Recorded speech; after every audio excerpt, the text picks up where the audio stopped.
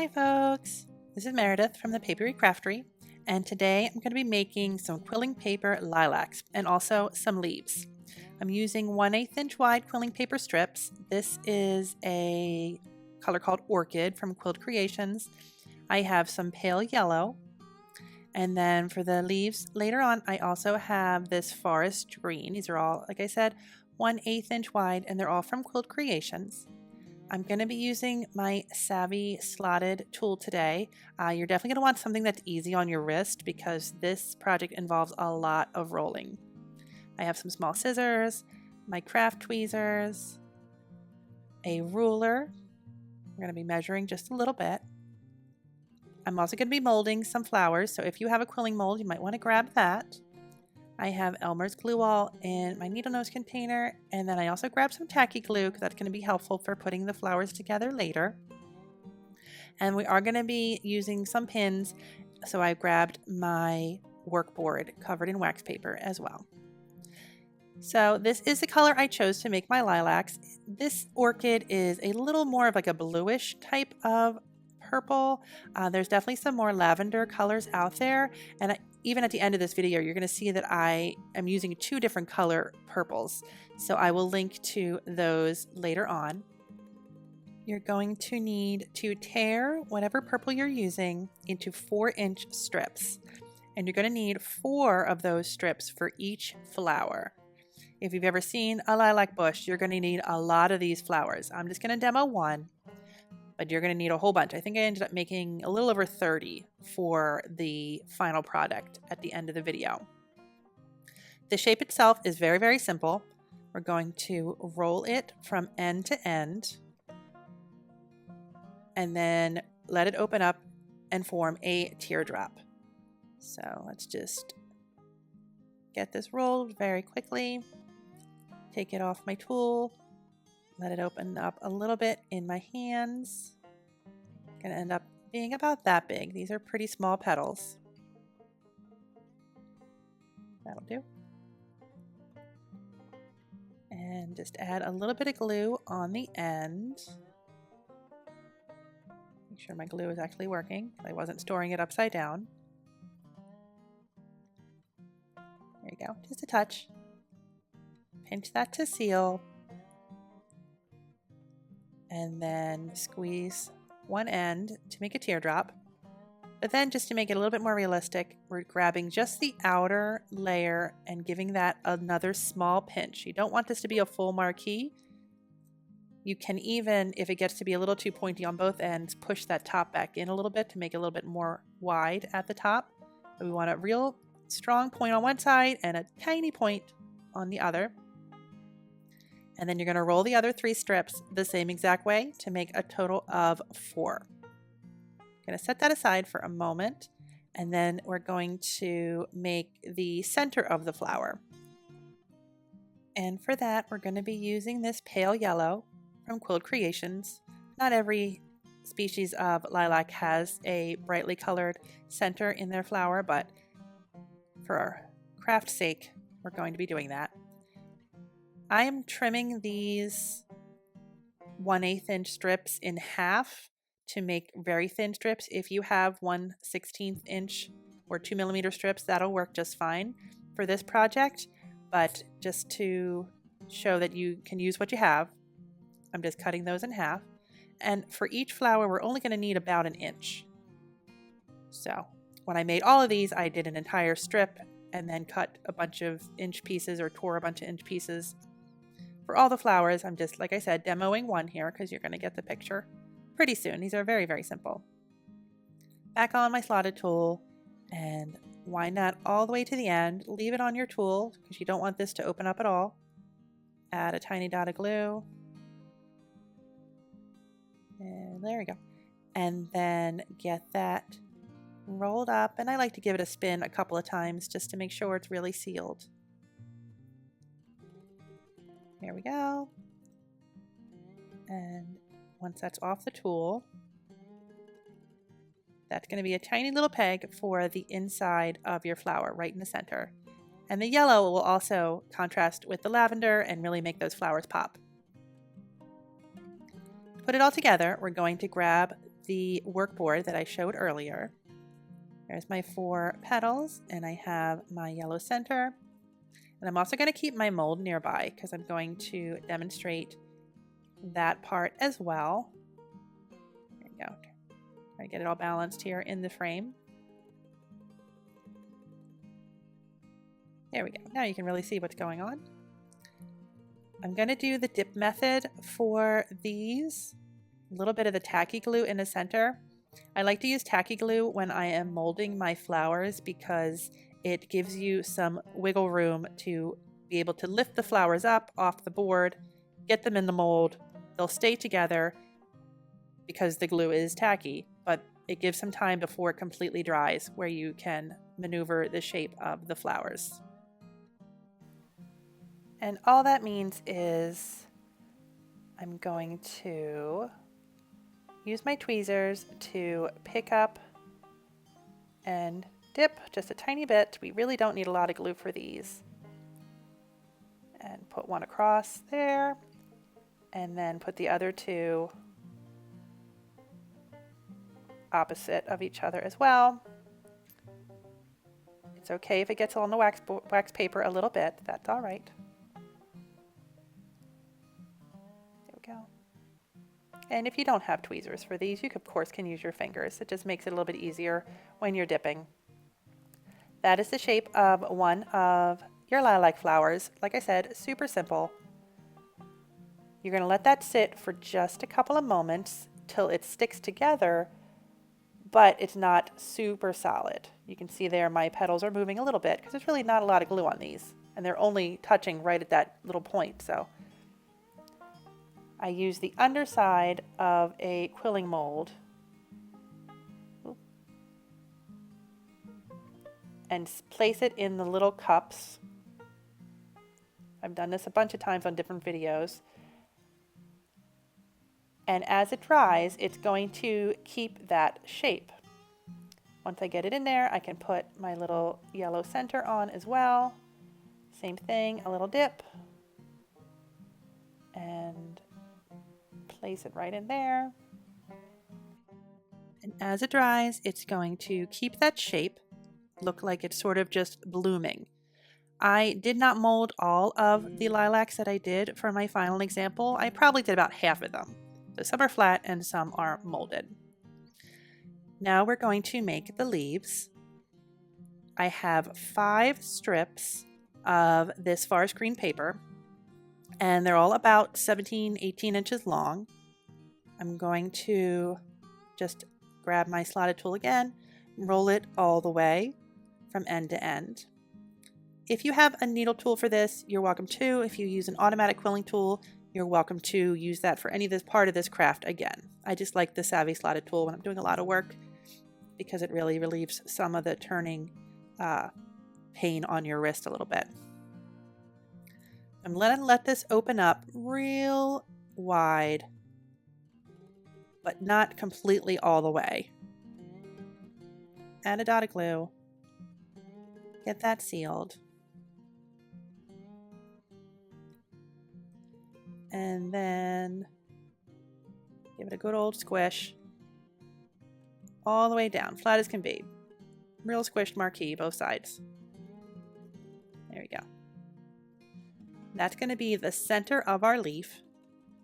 And then we're going to do 4 more shapes, 2 on either side of that. But instead of doing a squished marquee, we're going to make more of a half moon shape. And I'm going to demo one of those as well. Move all this out of the way. The process for making the half moon is super similar. I'm going to roll it up again all the way to the end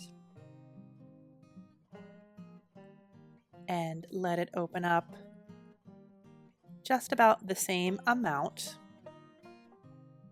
If you prefer to have your shapes open up in one of those circle templates, by all means use that. I don't personally prefer those. I like to just do it by hand, but I know that those are tools that some people really like. I'm going to get this about the same size and a little bit of glue on the end. This paper, even though it's also from Quill Creations, I think because it's got so much pigment in it, sometimes it's a little tricky to get it to, oh, there you go, it already popped. Get the glue to stick first time around. I grab my needle tool and just kind of give this a little rub on the end. That's a good trick if you're having your paper kind of give you some trouble sticking and you don't want to add a lot of glue. Give it a little bit of rub, and that usually gets the fibers really working. So pinch in the middle, pinches on the end, but bending it over my thumb. So that's it. Instead of just 2 big smushes down the center, just make sure you give it a bit of a bend over a finger. So there you go. So those are the 5 pieces of our leaf.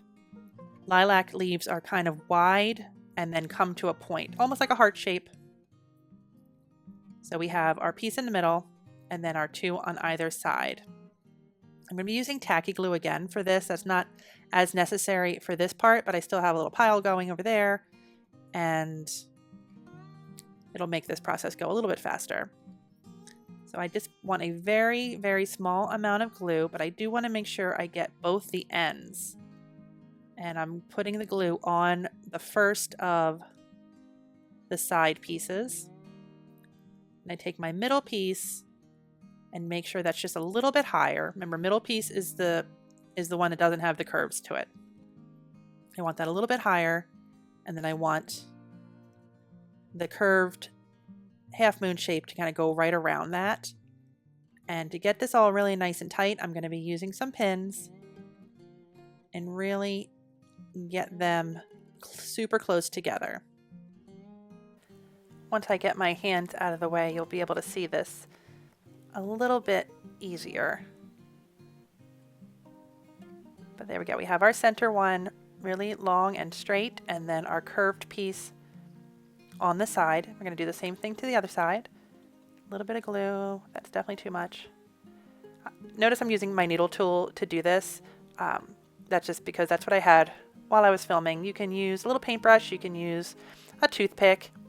You can use whatever you have, but if you do use a tool you're planning on quilling with later, make sure you do clean the glue off really well, because even just a little speck of glue on a needle tool will mess up your coils and kind of get them stuck on there.